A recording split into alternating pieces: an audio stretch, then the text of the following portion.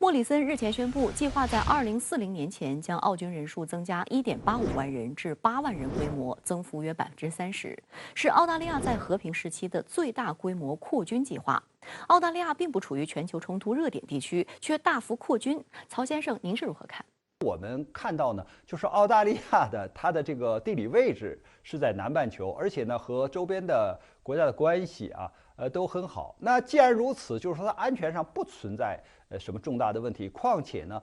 它的这个就是现在军力的发展完全可以满足自己的这种需求。那么额外的发展或者是扩编式的这种发展呢，那是不是澳大利亚也有这种想法呀？就是通过扩军，那么一旦海外有军事行动的时候呢，就积极的参与啊。尽管我们看到此前澳大利亚也参加过一些国际上的这个军事行动，实际上也是和北约或者美国联合起来进行的，但实际上跟澳大利亚自身的安全是没有什么太大关系的啊。近年来，澳大利亚加大武器进口，空中方面向美国采购72架 F-35A 战机，海上方面向美英购买8艘核潜艇，陆上方面又向韩国购买30门 K9自行火炮。请教一下石先生，澳大利亚进口这些新型武器凸显怎样的野心呢？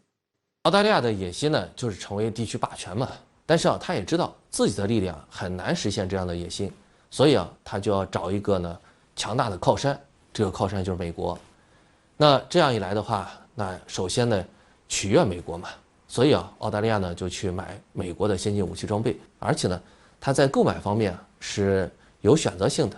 也就是呢以海军和空军的先进武器装备为主。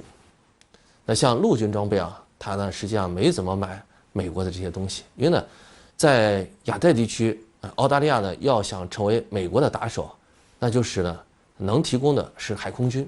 陆军呢，它其实发挥不了太大的作用。而且呢，澳大利亚也知道，美国在亚太地区要想对中国呢进行围堵，也是呢利用海空军。所以可以看到呢，美澳是在海空方面高度的在变得一致。2021年9月，美澳发表联合声明称，双方同意加强美国在澳大利亚的军事存在。请教一下石先生，根据您的分析，美国未来会将哪些兵力部署到澳大利亚呢？因为呢，美国现在感觉到呢，它在所谓的第一岛链的基地越来越不安全，容易遭到对方的远程打击。而像澳大利亚呢，距离呢所谓的第一岛链很远，